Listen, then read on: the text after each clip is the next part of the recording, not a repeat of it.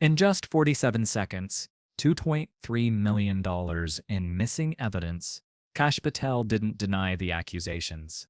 He shifted uncomfortably in his chair. Cameras captured every micro-expression.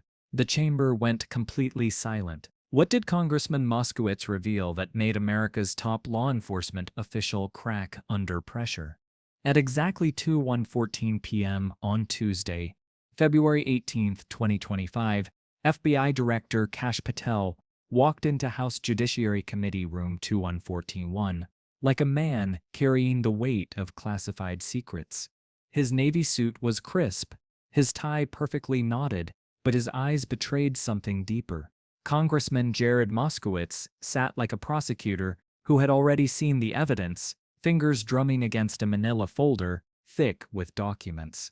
The hearing had been scheduled for routine oversight of FBI operations. What happened next would shake the foundations of American intelligence.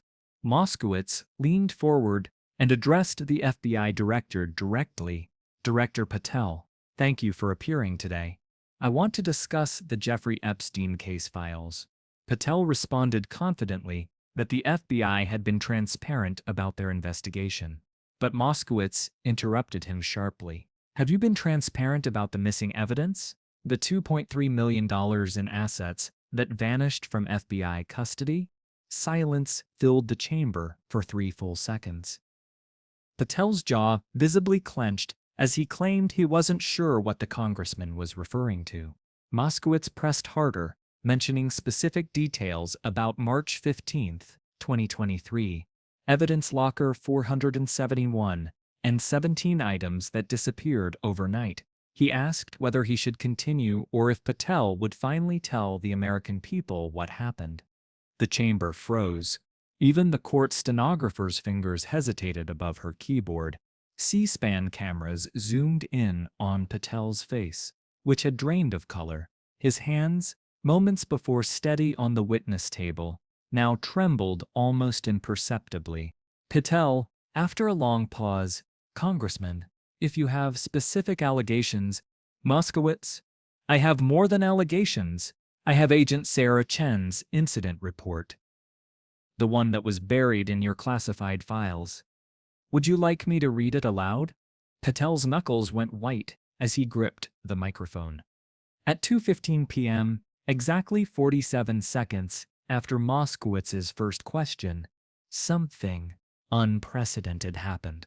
The FBI director, the man appointed to restore integrity to America's premier law enforcement agency, began to break down on live television. Patel's voice was barely audible as he admitted there were complications with the evidence transfer. Moskowitz pressed further, asking whether these were complications or deliberate obstruction, referencing Agent Chen's report that showed Patel had personally ordered the evidence to be reclassified above congressional oversight. Twitter exploded. Epstein files exposed began trending within minutes. CNN broke into regular programming. Fox News ANs struggled to process what they were witnessing. The most powerful investigative agency in America was being investigated on live television, and their director was confessing to a cover-up. Patel leaned closer to the microphone, claiming there were national security implications that required declassification. Moskowitz interrupted, asking whether it was really national security or if Patel was protecting people in those files, people whose names would shock the American public. The chamber erupted in whispers. Committee Chairman Jim Jordan banged his gavel repeatedly as Patel's voice cracked while insisting the investigation was ongoing and he couldn't comment further. Moskowitz shot back that Patel couldn't comment because he'd been hiding evidence for 2 years, evidence showing high-level government officials had direct connections to Jeffrey Epstein's operations. At exactly 2:17 p.m., Patel made a decision that would define his legacy. Instead of invoking executive privilege or claiming ignorance, he looked directly into the C-SPAN cameras and spoke words that would replay on every news network for months. He confirmed there were files that implicated individuals at the highest levels of government, files that were classified not for national security, but to protect powerful people from accountability. Gasps rippled through Congress. Moskowitz leaned back in his chair, having achieved what many thought impossible: a confession from America's top cop that the justice system had been compromised. When Moskowitz asked if Patel would commit to releasing those files to Congress, there followed the longest pause in congressional hearing history. Finally, Patel stated he would provide Congress with full access to the Epstein evidence within. The hearing room erupted. Reporters rushed to their phones. Social media exploded with real-time reactions. Within hours, Patel confession was trending worldwide. News anchors struggled to find precedent for an FBI director confessing to covering up evidence involving some of America's most powerful figures. Within hours of Patel's confession, the political earthquake had reached every corner of Washington. At exactly 6:45 p.m., White House Press Secretary Sarah Huckabee Sanders faced an emergency press briefing that would become one of the most contentious in recent memory. A reporter asked if the president had any response to Director Patel's admission that FBI files were classified to protect powerful individuals. Sanders appeared visibly uncomfortable as she stated the president had full confidence in Director Patel's commitment to transparency. Another reporter interrupted, pointing out that Patel had just confessed to covering up evidence and questioning how the president could maintain confidence in someone who admitted to obstructing justice. The press room erupted. Cameras flashed. Sanders gripped the podium, her knuckles white, as reporters shouted questions over each other. This wasn't just about Epstein anymore. This was about the integrity of the entire justice system under the current administration. Meanwhile, in a secure conference room 3 floors beneath the Capitol, Moskowitz was meeting with House Speaker Meek Johnson and Minority Leader Hakeem Jeffries. The atmosphere was tense, electric with the implications of what had just occurred.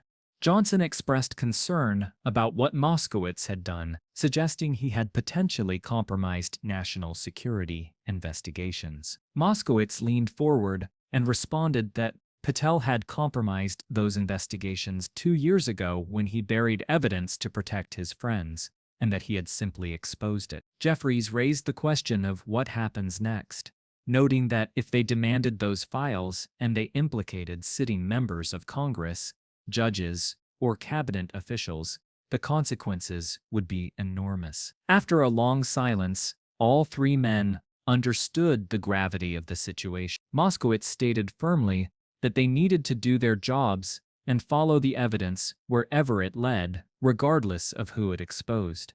At 8:30 p.m., CNN's Anderson Cooper opened his show with words that would be quoted for years, stating that they were beginning with a question that had shaken the foundations of American law enforcement. What did the FBI know about Jeffrey Epstein's connections, and why had they been hiding it? The network had obtained exclusive footage of FBI agents removing boxes from evidence storage facility B7 in Quantico. Sources confirmed that Agent Sarah Chen, the whistleblower mentioned in Moskowitz's questioning, had been placed under federal protection after receiving multiple death threats.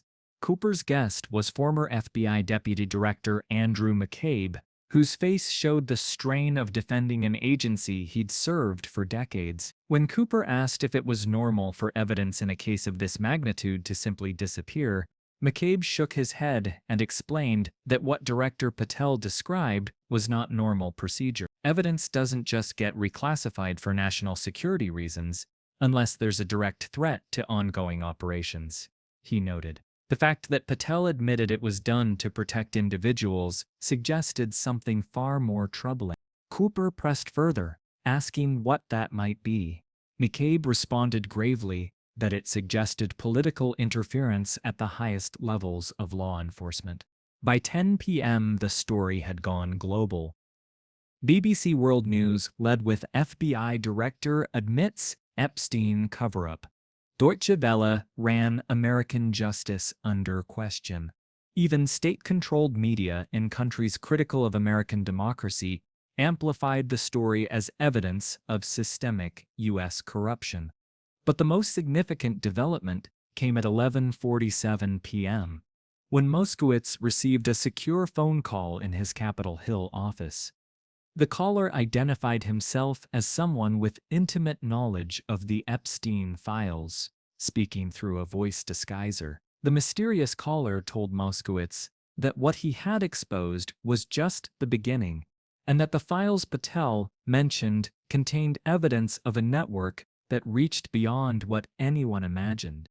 When Moskowitz asked who was calling and how they got his number, the caller explained he was someone who had been waiting 2 years for someone like Moskowitz to ask the right questions. He revealed that the $2.3 million in missing evidence was nothing compared to the $47 million in offshore accounts that were never investigated.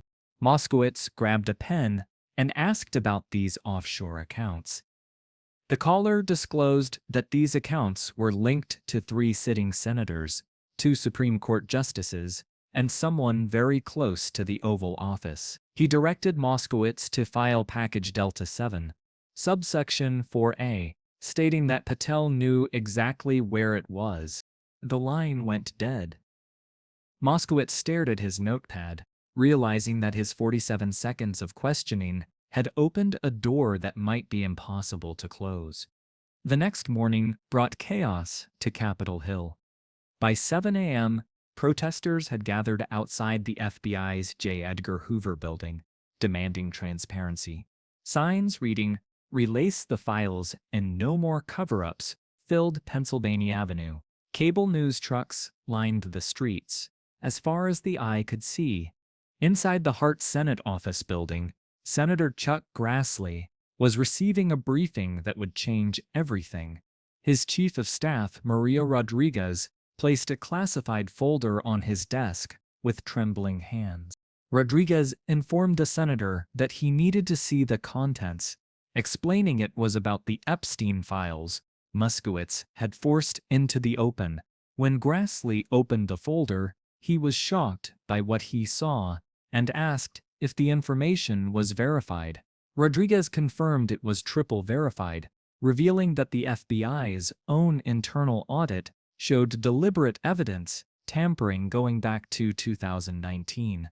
She mentioned there was even more disturbing information. The folder contained bank records showing wire transfers from Epstein-connected shell companies, $3.2 million to a former attorney general's consulting firm, $5.7 million to a federal judge's foundation, and $12.4 million to an organization providing security services to government officials. At exactly 9:15 a.m., Grassley's office released a statement that sent shockwaves through Washington, calling for a full Senate investigation into the systematic cover-up of Jeffrey Epstein evidence. Meanwhile, in Quantico, FBI agents worked around the clock to catalog evidence hidden for years.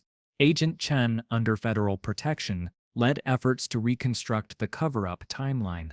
Her findings revealed obstruction reaching multiple government agencies. By noon, Epstein Gate was trending worldwide, surpassing major sporting events in social media engagement. The story had transcended politics, becoming a symbol of institutional corruption that resonated with Americans across party lines. As Moskowitz prepared for his afternoon press conference, he knew that his 47 seconds of questioning had unleashed forces that would reshape American politics for decades to come. At 3:47 p.m., Moskowitz delivered words that would echo through history, declaring this marked the end of institutional protection for the powerful. Behind him, enlarged photographs displayed bank routing numbers, classified stamps, and Agent Chen's buried evidence logs. Moskowitz stated these files revealed a conspiracy, protecting predators and enabling corruption at the highest levels. He vowed they wouldn't stop until every connection was exposed and every person responsible held accountable. As cameras flashed and reporters shouted questions, one thing became clear. The 47 seconds that started it all had become a watershed moment in American history. What they contained would reshape American politics forever. The files revealed not just a network of powerful individuals connected to Epstein, but a systematic effort by multiple government agencies to suppress investigations that might expose those connections. Agent Sarah Chen's complete report, now public, detailed how evidence had been deliberately misclassified, investigations had been redirected, and witnesses had been discouraged from cooperating. Most shocking of all, it revealed that the decision to cover up the evidence had come from a meeting involving Patel, two unnamed cabinet officials, and someone referred to only as the senator. That evening, as Washington reeled from the revelation, Moskowitz reflected on what had just transpired.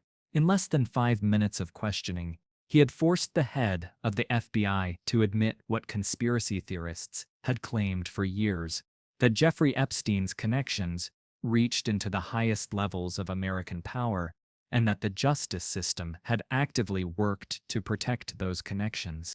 The question now wasn't whether the files would be released. The question was whether American democracy could survive what those files revealed. Sometimes the most explosive revelations come not from years of investigation, but from 47 seconds of courage to ask the right questions at the right moment. Today, Congress reminded America that no one, not even the FBI director, is above accountability. What happens when transparency collides with power? If justice depends on secrecy, was it ever really justice at all?